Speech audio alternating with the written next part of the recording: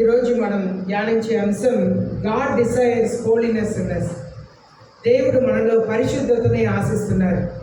దేవుడు మనలో పరిశుద్ధతని ఆశిస్తున్నారు. 1 పేతురు 1వ అధ్యాయం 14 నుండి 16 వచనాలు చదువుతాం. 1 పేతురు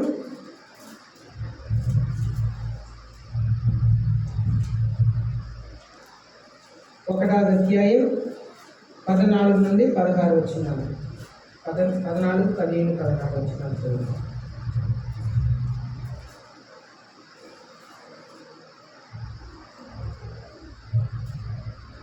నేను పరిశుద్ధుడై ఉన్నాను కనుక మీరును పరిశుద్ధులై ఉండుడని వ్రాయబడి ఉన్నది. కాగా మీరు విధేయులకు పిల్లలై మీ పూర్వపు అజ్ఞాన దశలో మీకుండిన ఆశలను అనుసరించి ప్రవర్తింపక మిమ్మల్ని పిలిచిన వాడు పరిశుద్ధుడైన ప్రకారము మీరును సమస్త ప్రవక్తల యందు పరిశుద్ధులై ఉండుడి. పక్షపాతం లేకుండా క్రియలను బట్టి ప్రతిదానికి తీర్పు తీర్చువాడు తండ్రి అని మీరు ఆయనకు ప్రార్థన చేయుచున్నారు కనుక మీరు పరదేశులై ఉన్నంత కాలము భయముతో గడుపుడి. But like the Holy One who called you holy, be holy yourself also in all your behavior. మీరు చేసే ప్రతి ఒక్క కార్యంలో పరిశుద్ధంగా ఉండమని దేవుని వాక్యం మనల్ని హెచ్చరిస్తుంది. Because it is written, you shall be holy for I am holy. నేను పరిశుద్ధంగా ఉండనట్లుగా మీరు కూడా పరిశుద్ధులై ఉండండి. If you address as Father, the one who impartially judges according to each one's work, ప్రతి ఒక్కరి క్రియల్ని బట్టి ఎలాగ దేవుడు తీర్పును తీరుస్తున్నారో, conduct yourself in fear during the time of your stay on the earth. ఈ లోకంలో మీరు జీవించే కాలం భయభక్తితో జీవించమని దేవుని వాక్యం సెలవిస్తుంది. The spirit field life is a life of growth in holiness. పరిశుద్ధతలో ఎదిగే ఒక జీవితం ఎలా ఉంటుందంటే, మనం యెషయా రాసిన 6వ అధ్యాయం 1 నుండి 7 వచనాలు మనం చదివినప్పుడు యెషయా ప్రవక్త ఒక దర్శనంని చూస్తున్నారు. పరలోక రాజ్యంలో దేవదూతలు ఉన్నారు. దేవదూతలు దేవుని స్తుతిస్తూ ఉన్నారు. అక్కడ పరిశుద్ధులను దేవుని స్తుతిస్తూ ఉన్నారు. అప్పుడు అక్కడ బలిపీఠం మీద నుండి అగ్నిని తీసుకొచ్చి ఆ యెషయా నాలుకని తాకుతున్నారు. అప్పుడు తన నాలుక పవిత్రమైపోతుంది. ఎందుకంటే నేను అపవిత్రమైన పెదవు కలిగిన వాడిని అంటున్నారు యెషయా. కనుక ఆయన్ని పరిశుద్ధపరిచారని మనం చూస్తున్నాం. The spiritual life is a life of growth in holiness. మనం ఎప్పుడైతే ఆత్మతో మన జీవితం నిండి ఉన్నదో మనం పరిశుద్ధతలో ఎదగటం ప్రారంభిస్తాం. పౌలు అపోస్తలుడు దేవునికి సన్నిహితంగా నడిచేసరికి ఆయన జీవితంలో ఎన్ని కరప్షన్ అనగా దేవునికి ఇష్టం లేనిది ఎన్ని ఉన్నాయని చెప్పి ఆయన రోమిలికి రాసిన 7వ అధ్యాయం 18వ వచనంలో చదివినట్లయితే, రోమిలికి రాసిన 7వ అధ్యాయం 18వ వచనంలో హృదయం ఎంత చెడ్డదో, దేవునికి దగ్గర జీవించగా తనకున్న కార్యములంతా తను నేర్చుకుని వస్తున్నారు. చదువుదాం. రోమిలికి రాసిన 7:18 వచనం.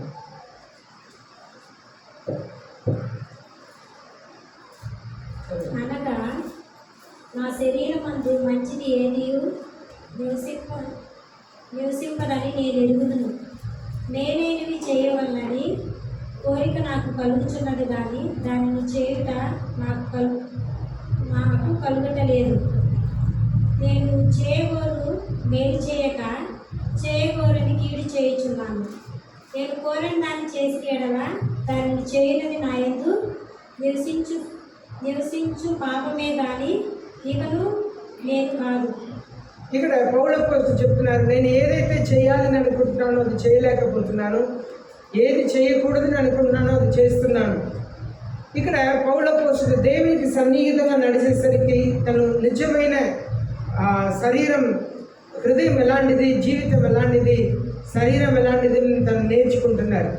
మనం పరిశుద్ధతలో ఎదగాలని యేసయ్య కోరుకుంటున్నారు. పరిశుద్ధతలో ఎదగటమే దేవుడు మనలో ఆశిస్తున్నారు. ద క్యారెక్టరిస్టిక్స్ ఆఫ్ హోలీనెస్ అనగా పరిశుద్ధతలో ఎదుగుటకు కొన్ని కారణాలు మనం చూస్తాం. చూడండి. 1 తెస్సలోనిక 3వ అధ్యాయం 12వ వచనం 13వ వచనంలో చదువుదాం.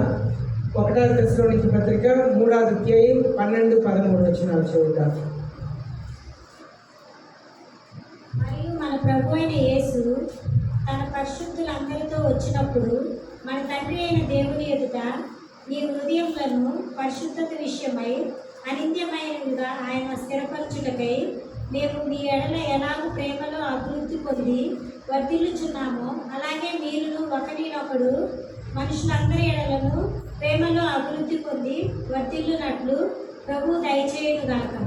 పరిశుద్ధతలో ఎదగాలంటే ఒకరిని ఒకరు ప్రేమించమని దేవుని వాక్యం సెలవిస్తుంది. దాంట్లో మీరు చూస్తే మీరు పరిశుద్ధతలో ఎదిగినట్లుగా, పరిశుద్ధతలో ఆశీర్వాదంని మీరు పొందినట్లుగా మీరు ఒకరిని ఒకరు ప్రేమించుడి. ఎప్పుడైతే మనం ఒకరిని ఒకరు ప్రేమించడం మొదలు పెడుతున్నామో అప్పుడే నిజమైన ఆశీర్వాదంని మన జీవితంలో మనం చూడగలుగుతాం. అదే పౌలు అపోస్తలుడు చెప్తున్నారు, మేము మిమ్మల్ని ప్రేమించే రీతిగా, మేము మిమ్మల్ని ఎలాంటి రీతిలో ప్రేమించామో ఆ రీతిగా మీరు ఒకరిని ఒకరు ప్రేమించుడి. అప్పుడు మీరు పరిశుద్ధతలో 13వ వచనంలో He may establish your hearts without blame in holiness before our God and Father at the coming of our Lord Jesus with all His saints. పరిశుద్ధతలో స్థిరపరచబడాలంటే మనం ఒకరిని ఒకరు ప్రేమించాలి. కుటుంబంలో ఒకరిని ఒకరు ప్రేమించాలి. పనిచేసే చోట్ల ఒకరిని ఒకరు ప్రేమించాలి. సంఘంలో ఒకరిని ఒకరు ప్రేమించాలి. మనం ప్రేమించుటకు పిలువబడ్డాం. యేసయ్య ఈ లోకంలో మనకు నేర్పించింది ప్రేమను నేర్పించారు, ప్రేమించుటకు నేర్పించారు. యేసయ్య రాసిన 64వ అధ్యాయం 6వ వచనంలో చదువుతున్నాము, holiness without love is counterfeit. అనగా పరిశుద్ధత లేకుండా, ప్రేమ లేకుండా పరిశుద్ధత అనేది మోసకరమైనది. చదువుతాం. మన నీతిని గురించి అక్కడ రాయబడి ఉన్నది 64వ యేసయ్య 64వ అధ్యాయం 6వ వచనం. మేమందరము అపిత్రుల వంటి వారమైతిమి, మా నీతి క్రియలన్నీ మురికి గుడ్డ వలె నాయను. మేమందరము ఆకు వలె వాడిపోతుంది, కాని కొట్టుకొని పోయినట్టు మా దోషములు మమ్మల్ని కట్టుకొని పోయిను. చూడండి, మన నీతి క్రియలు మురికి గుడ్డలకు సమానం అంట. మనం ఎంత మంచి కార్యములు చేసినా, ఎంత మేలు కార్యములు చేసినా ప్రేమ లేకపోతే, మనం ప్రేమించలేకపోతే, మనం క్షమించలేకపోతే, మనం దయ కలిగి ఉండలేకపోతే, మన సహవాసం కలిగి ఉండలేకపోతే మన పరిశుద్ధతలో ఎదగలేము. 1 కొరింథీ పత్రిక 15వ అధ్యాయం 9వ వచనం చదువుదాం. సరే, యేసయ్య రాసిన 57వ అధ్యాయం 15వ వచనం చదువుదాం. నాకు బైబిల్ గ్రంథంలో ఇష్టమైన వచనాల్లో ఇది ఒక వచనం. యేసయ్య 57:15. యేసయ్య 57:15. అంటే వారి లోపము వలన కలిగిన దోషమును బట్టి 15.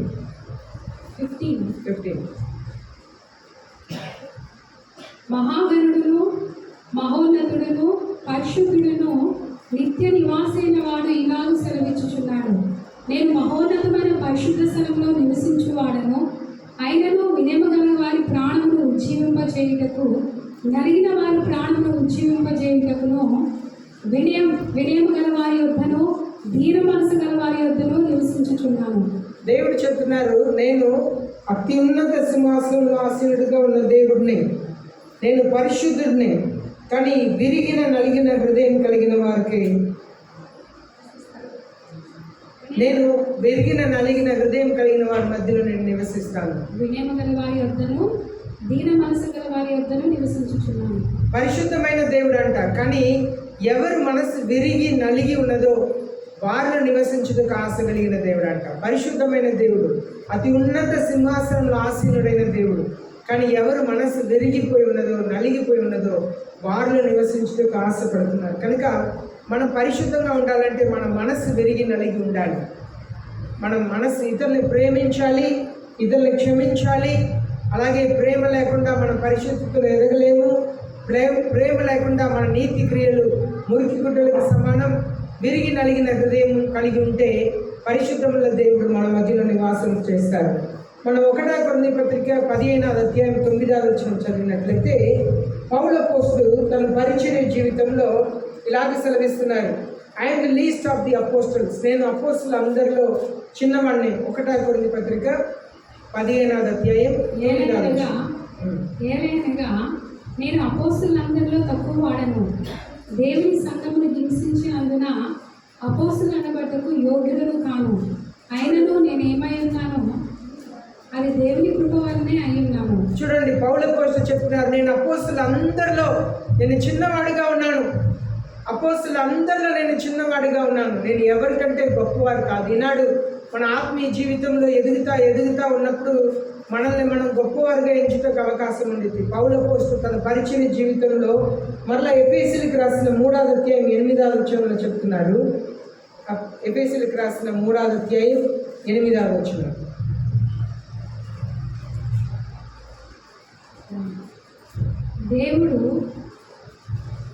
దేవుడు మన ప్రభువైన క్రీస్తు యేసునందు చేసిన నిత్య సంకల్పము చొప్పున పరలోకంలో ప్రధానులకును అధికారులకును సంఘం ద్వారా తన యొక్క నానావిధ ఎఫెసీయులకు రాసిన 3వ అధ్యాయం 8వ వచనం.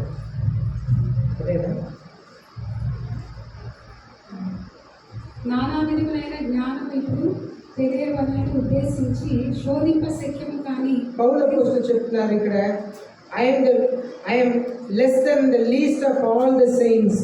నేను పరిశుద్ధులు అందరికంటే పరిశుద్ధ చివరిలో ఉంది 11 మాసం. చదవండి. ఆ మర్మమును గురించి ఏర్పాటు ఎట్టుదో అందరికీ తేటపరచుటకు పరిశుద్ధులందరిలో అత్యల్పుడనైన నాకు ఈ కృప అనుగ్రహించను. పరిశుద్ధులందరిలో అత్యల్పుడు అంటున్నారు. ముందేమో అపోస్తలులందరిలో చిన్నవాడిని అంటున్నారు. మరలా తను కొన్ని సంవత్సరాల తర్వాత తను చెప్తున్నారు, పరిశుద్ధులందరిలో అత్యల్పుడిని అంటున్నారు. ఇప్పుడు 1 తిమోతి 1:5 చదువుదాం. 15 1 తిమోతి 1వ అధ్యాయం 15వ వచనం. ఇక్కడ కొందరు 5 1వ అధ్యాయం 15వ వచనం. 1 తిమోతి 1:15. పాపులను రక్షించుటకు క్రీస్తు యేసు లోకమునకు వచ్చినను వాక్యము నమ్మదగినది, పూర్ణాంగీకారమునకు యోగ్యమునై ఉన్నది. అట్టి వారిలో నేను ప్రధానుడను. అట్టి వారిలో నేను ప్రధానమైన వాడిని. ఇప్పుడు ఆయన జీవితంలో వయస్సు ఎదిగేసరికి తను ఎంతగానో తాను తగ్గించుకుంటున్నారని మనం చూస్తున్నాం. మన జీవితంలో తగ్గింపు ఉంటే పరిశుద్ధత వస్తుంది. ఎవరి హృదయంలో తగ్గింపు ఉంటుందో వారి హృదయంలో పరిశుద్ధత వస్తుంది. మనం ప్రేమించాలి. ఇతరుని ఒకరినొకరు ప్రేమించమని యేసే చెప్పారు. మీరు ఒకరినొకరు ప్రేమించుడి, ఇందు నిమిత్తం లోకం మీరు నా శిష్యుల్ని చెప్పిద్ది అన్నారు. ఒకరినొకరు ప్రేమిస్తున్నప్పుడు మాత్రమే మనం యేసే శిష్యులుగా మారుతాం. ఒకరిని ఒకరు క్షమించాలి, ఒకరిని ఒకరు అంగీకరించాలి, ఒకరి ఎదుట ఒకరు మనం తగ్గించుకోవాలి. దీన మనసుతో మనల్ని మనం తగ్గించుకునేటప్పుడు మనల్ని యేసయ్య సరి అయిన సమయంలో హెచ్చిస్తారు. రెండవదిగా, గాడ్ వాంట్స్ యువర్ బాడీ. దేవునికి కావలసింది మన శరీరం. దేవునికి కావాల్సింది ఏంటండి? మన శరీరమే దేవునికి కావాలి. హెబ్రీ పత్రిక 10వ అధ్యాయం 5వ వచనం చదువుదాం. హెబ్రీ పత్రిక 10వ అధ్యాయం 5వ వచనం. హెబ్రీ పత్రిక 10వ అధ్యాయం 5వ వచనం. కాబట్టి ఆయన ఈ లోకమందు ప్రవేశించినప్పుడు ఇలాగ చెప్పుచున్నాడు, బలియు అర్పణయు నీవు కోరలేదు కానీ నా కొరకు శరీరం అమర్చుతుంది. చూడండి, బలియు అర్పణము మీరు కోరలేదు కానీ నాకు ఒక శరీరం అమర్చాలి. ఎందుకంటే యేసయ్య దగ్గర ఎదురు చూసినది ఏంటంటే, యేసయ్య తన శరీరంని పరిశుద్ధంగా కాపాడుకొని పాపిల కొరకు సిలువలో మరణించాలి కనుక తనకు ఒక శరీరంని ఏర్పాటు చేశారు. ఈనాడు కూడా దేవుడు మన దగ్గర మన శరీరంని కోరుకుంటున్నాడు. ఈ శరీరంని దేవునికి పరిశుద్ధంగా మనం కాపాడాలి. మన కళ్ళని, మన శరీర అవయాల్ని పరిశుద్ధంగా మనం కాపాడాలి. దేవుని సన్నిధిలో పశ్చాత్తాపడి మనం ప్రార్థన చేసి పాప క్షమాపణ పొందుకొని మనల్ని మనం పరిశుద్ధంగా కాపాడుటకే దేవుడు శరీరంని కోరుకుంటున్నారు. ఈ శరీరమే దేవునికి చాలా ప్రాముఖ్యం. ఈ శరీరంతో నువ్వు ఏం చేస్తున్నావు అనేది చాలా ప్రాముఖ్యం.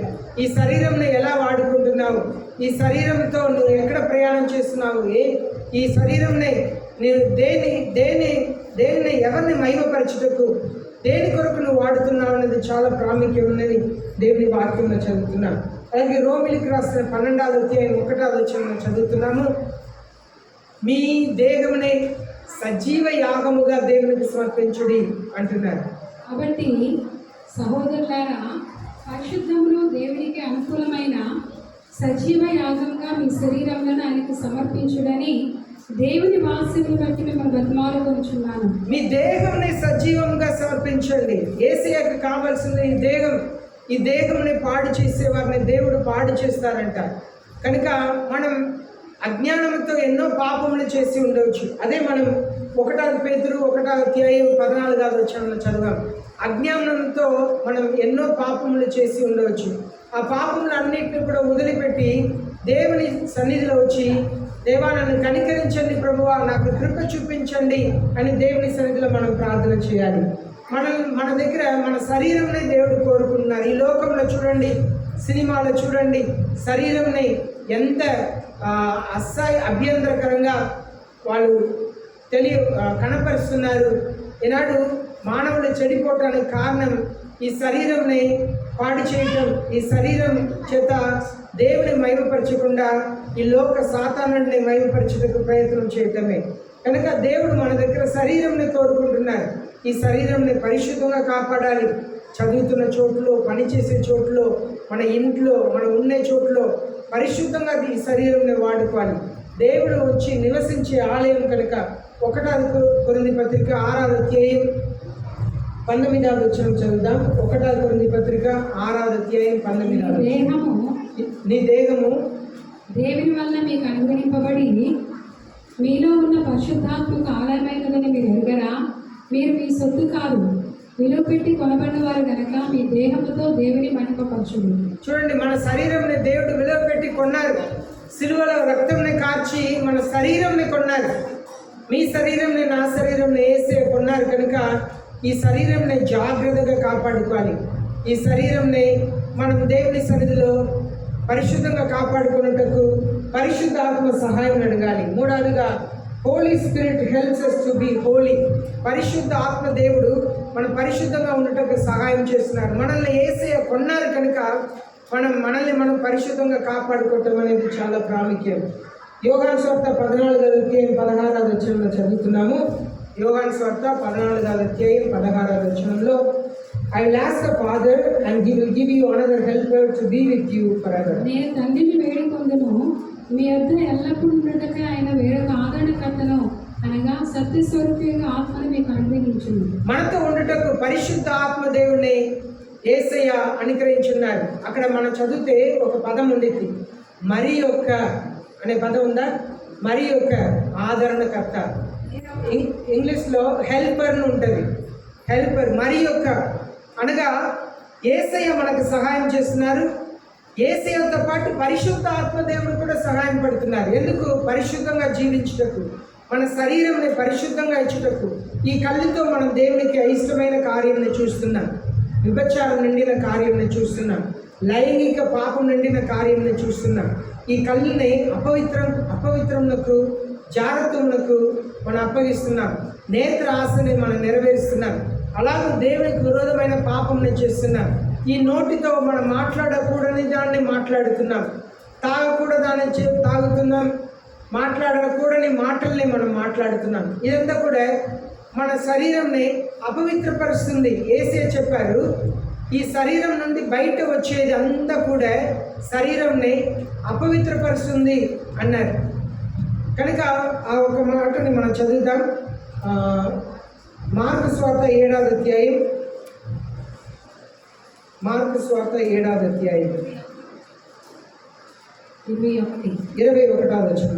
లోపల నుండి అనగా మనుషుల హృదయముల నుండి దురాలోచనలను, జారత్వములను, దొంగతనములను, నరహత్యలను, వ్యభిచారములను, లోభములను, చెడుతనమును, కృత్రిమమును, కామ వికారమును, మత్సరమును, దేవదూషణయు, అహంభావమును, అవివేకమును వచ్చును. ఈ చెడ్డవన్నీ లోపలి నుండియే బయలు వెళ్ళి మనిషిని అపవిత్రపరచునని ఆయన చెప్పింది. చూడండి, ఇదంతా కూడా మనల్ని అపవిత్రపరుస్తుంది. హృదయం నుండి వస్తుంది, కానీ హృదయం నుండి వచ్చేదంతా కూడా మనల్ని అపవిత్రపరుస్తుందని దేవుని వాక్యం సెలవిస్తుంది. కనుక మన దేహంని జాగ్రత్తగా కాపాడుకోవాలంటే పరిశుద్ధ ఆత్మదేవుని సహాయం కావాలి. పరిశుద్ధ ఆత్మదేవ, నేను పరిశుద్ధంగా ఉండటకు సహాయం చేయండి. ఈ దేహంతో, ఈ చేతితో నేను చేయకూడని పాపం నేను చేయకూడదు, ఈ శరీరంతో నేను చేయకూడని పాపం నేను చేయకూడదు ప్రభువా, నన్ను పరిశుద్ధంగా ఉంచుటకు సహాయం చేయండి అని అడగాలి. అలాగే యోహాను సువార్త 15వ అధ్యాయం 8వ వచనంలో చూస్తున్నాము, పరిశుద్ధ ఆత్మ దేవుడు వచ్చి మీరు బహుగా ఫలించుట వలన నా తండ్రి మహిమపరచబడను, ఇందువలన మీరు నా శిష్యులు అవుతారు. చూడండి, బహుగా ఫలించడం వలన మనం ఏసే శిష్యులు అవుతామో.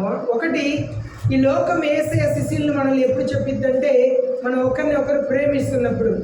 రెండవది, ఎప్పుడు మన తండ్రి మనల్ని ఏసే శిష్యులు అంటారంటే మనం బహుగా ఫలిస్తున్నప్పుడు. ఎప్పుడు పరిశుద్ధ ఆత్మ దేవుడు వస్తున్నారో ఆత్మీయ ఫలంని ఇస్తున్నారు. అదే మన చర్చిలో ఒక బొమ్మలా వేసి పెట్టాం. ఈ ఆత్మీయ ఫలంని మనలో పరిశుద్ధ ఆత్మ దేవుడు కలుగచేస్తున్నారు. గలాతీయులకు రాసిన 5వ అధ్యాయం 22-23 వచనాలు చదువుదాం. గలాతీయులకు రాసిన 5వ అధ్యాయం 22-23 వచనాలను చదువుదాం. ఆత్మఫలమేమనగా ప్రేమ, సంతోషము, సమాధానము, దీర్ఘశాంతము, దయాళత్వము, మంచితనము, విశ్వాసము, సాత్వికము, ఆశా నిగ్రహము. ఇది అంతా కూడా లోన్ నుండి వస్తుంది. అనగా పరిశుద్ధ ఆత్మ దేవుడు మనలో ఉండి మనల్ని ఫలింప చేస్తున్నారు. అదే యేసయ్య చెప్తున్నారు యోహాను సువార్తలో 15వ అధ్యాయంలో, మీరు బహుగా ఫలించాలి, మీ ఫలం అత్యధికంగా పెరగాలి, మనలో ప్రేమ పెరగాలి, మనలో సంతోషం పెరగాలి, మనలో ప్రేమ పెరగాలి, ఒకరి పట్ల ఒకరు ప్రేమ పెరగాలి, సంఘంలో ఒకరిని ఒకరు ప్రేమించాలి, సమాజంలో ఒకరిని ఒకరు ప్రేమించాలి, కుటుంబంలో ఒకరిని ఒకరు ప్రేమించాలి, మనలో ప్రేమ పెరగాలి. సాతానుడు ద్వేషంను తీసుకొస్తాడు, కానీ యేసయ్య ప్రేమను కలిగజేస్తారు, ప్రేమను పుట్టిస్తారు. సంతోషం, మన సంతోషం యేసయ్య మీద ఆధారపడి ఉండాలి, ఈ లోకం మీద కాదు, లోకంలో ఉన్న వాటి మీద కాదు, యేసయ్య మీద మన సంతోషం ఆధారపడి ఉండాలి. అలాగే సమాధానం, యేసయ్య చెప్పారు, నేను లోకం ఇవ్వలేని శాంతిని నేను ఇస్తాను అన్నారు. యేసయ్య ఇచ్చే శాంతి, సమాధానం మనం అడగాలి, అయ్యా మీరిచ్చే సమాధానం నాకు ఇవ్వండి ప్రభువా. అలాగే పేషెన్స్, ఓర్పు, మనకు ఓర్పు కావాలి, దేవుని సన్నిధిలో అడగాలి, అయ్యా నాకు ఓర్పునివ్వండి ప్రభువా. దీర్ఘశాంతం నాకు దయచేయండి. కైండ్నెస్, దయాళత్వం ఇవ్వండి, అయ్యా ఇతరుల పట్ల నాకు దయాళత్వం కలిగిన మనసునే నాకు దయచేయండి.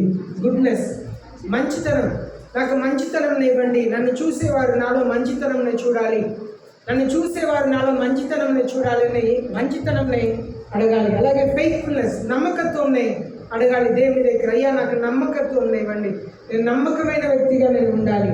అలాగే జెంటిల్నెస్, సాత్వికమైన మనసుని నాకు దయచేయండి. మత్తయి రాసిన 11వ అధ్యాయం 23వ వచనం 24వ వచనంలో యేసయ్య చెప్పారు, నేను సాత్వికుడును కనుక నా దగ్గర నా కాడిని మోసుకొని నా దగ్గర నేర్చుకోండి, సాత్వికం ఎలాంటిదో నా దగ్గర నేర్చుకోండి. యేసయ్యని ఎన్నో రీతిలో వాళ్ళ సహోదరులు, 4 సహోదరులు, 2 సహోదరులు ఎన్నో రీతిలో గలిబిలి చేస్తూ ఉండవచ్చు, కానీ యేసయ్య తను ఆ సాత్వికం కలిగి జీవించాలని మనం చూస్తున్నాం. ఎన్నో శోధనలు తన జీవితంలో, కానీ సాత్వికమైన మనసుని కలిగి యేసయ్య ఉన్నట్టు, నేను సాత్వికుడును దీన మనసు గలవాడను గనుక, దీన మనసు కలిగిన వాడు కనుక మీ మీద నా కాడి ఎత్తుకొని నా యొద్దకు నేర్చుకోండి. మన యేసయ్య దగ్గరనే నేర్చుకోవాలి ఈ విషయంలో. అలాగే సెల్ఫ్ కంట్రోల్, ఆశా నిగ్రహం, పరిశుద్ధ ఆత్మ దేవుడిని మనకి ఇవ్వగలుగుతారు. మనం ప్రార్థన చేయగా పరిశుద్ధ ఆత్మ దేవుడు సెల్ఫ్ కంట్రోల్ని మనకి ఇవ్వగలుగుతారు. ఇలాగూ మన శరీరంని పరిశుద్ధంగా మనం కాపాడుకున్నప్పుడు దేవుని ఆశీర్వాదం మన మీదకి దిగి వస్తుంది. చూడండి, దేవుని ఆశీర్వాదం ఎలా ఉంటుందంటే, మీ సంపాద్యం కొద్దిగా ఉన్నను, ఆ కొద్ది సంపాద్యంలో యేసయ్య ఆశీర్వాదం ఉంటే మీ అవసరతలు అన్నీ తీరుస్తారు. హల్లెలూయా. మీ సంపాద్యం కొద్దిగా ఉన్నా కూడా దేవుని ఆశీర్వాదం ఉంటే మీ అవసరతలంతా దేవుడు తీరుస్తారు, అద్భుత కార్యములు చేస్తారు. కనుక దేవుని ఆశీర్వాదం కావాలంటే మనం పరిశుద్ధంగా ఉండాలి, మన హృదయం పరిశుద్ధంగా ఉండాలి, మన తలంపులు పరిశుద్ధంగా ఉండాలి, మన నాలుక పరిశుద్ధంగా ఉండాలి, మన కళ్ళు పరిశుద్ధంగా ఉండాలి, మనల్ని మనం పరిశుద్ధంగా కాపాడుకోవాలి. 2వ కొరింథీ పత్రిక 7వ అధ్యాయం 1వ వచనంలో చదువుతున్నాము. 2వ కొరింథీ పత్రిక 7వ అధ్యాయం 1వ వచనంలో చదవండి. ప్రియులారా, మనకు ఈ వాగ్దానం ఉన్నది గనక దేవుని భయముతో పరిశుద్ధతను సంపూర్తి చేసుకొనుచు శరీరమునకును ఆత్మకును కలిగిన సమస్త కల్మషం నుండి మనల్ని పవిత్రులుగా చేసుకుందాము. చూడండి, శరీరమునకును ఆత్మనకును కలిగిన కల్మషం నుండి మనల్ని మనం పరిశుద్ధంగా చేసుకోవాలంట. మనల్ని పరిశుద్ధంగా మీరు మిమ్మల్ని పరిశుద్ధపరచుకోవాలి, నేను నన్ను పరిశుద్ధపరచుకోవాలి. దానికి యేసయ్య చెప్పారు, ఎవని క్రియను బట్టి తీర్పును, ఎవని క్రియను బట్టి బహుమానం ఇచ్చుటకు వస్తున్నాను అన్నారు. కనుక మనల్ని మనం పరిశుద్ధపరచుకోవటానికి దేవుడు మనల్ని పిలుస్తున్నారు. అలాగే హెబ్రీ పత్రిక 12వ అధ్యాయం 14వ వచనం చదువుదాం. హెబ్రీ పత్రిక 12వ అధ్యాయం 14వ వచనం. పోయిన వారం కూడా మనం ధ్యానించాం. అందరితో సమాధానమును పరిశుద్ధతయు కలిగి ఉండుటకు ప్రయత్నించుడి. పరిశుద్ధత లేకుండా ఎవడనూ ప్రభువును చూడడు. అందరితో సమాధానంగా ఉండుటకు ప్రయత్నం చేయాలి. అందరితో సమాధానంగా ఉండుటకు ప్రయత్నం చేయాలి.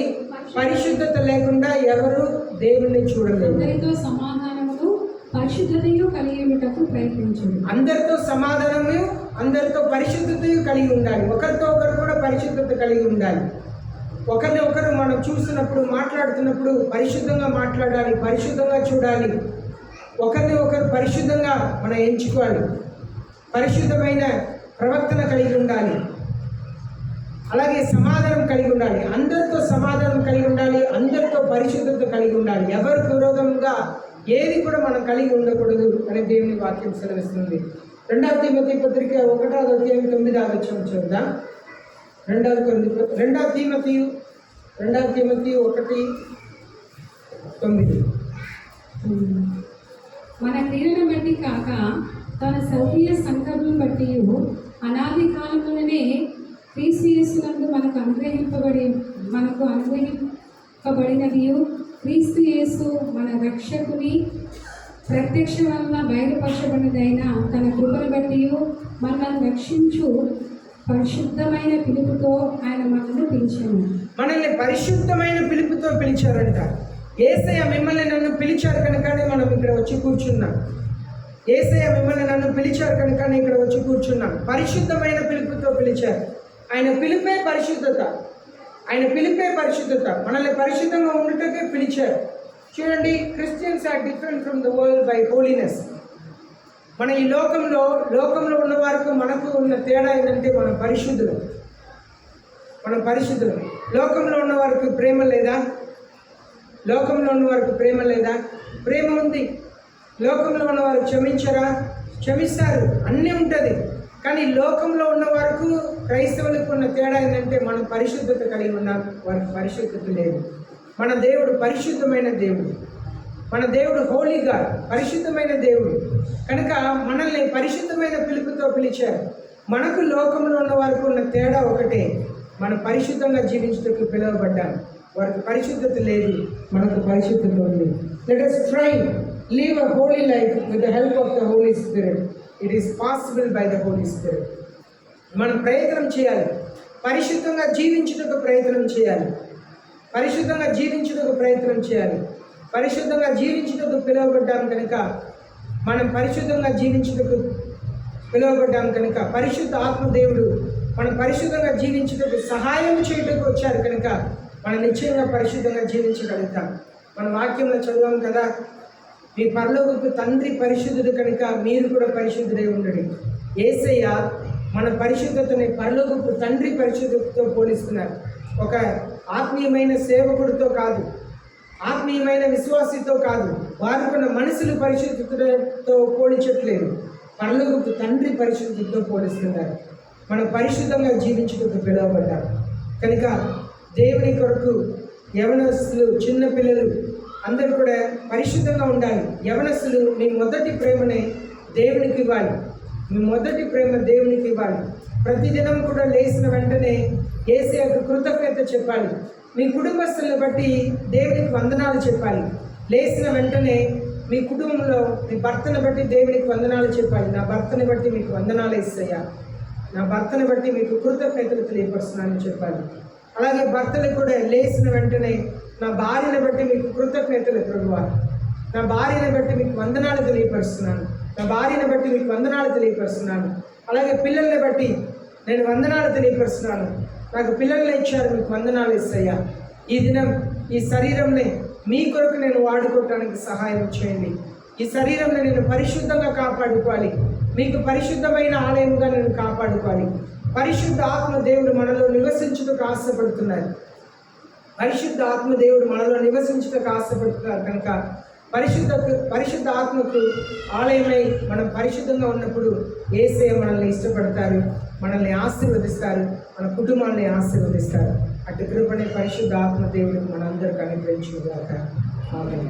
అందరూ కూడా మోకరిస్తాం, ప్రార్థన చేస్తాం.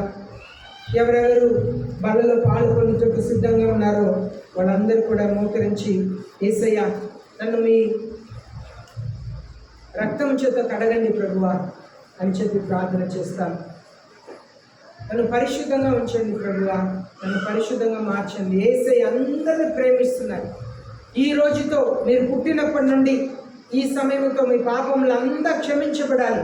నేను ఒక చిన్న వీడియో మీకు చూపించాలని అనుకున్నాను, తర్వాత అది మర్చిపోయాను వాస్తవంలో చేయటానికి.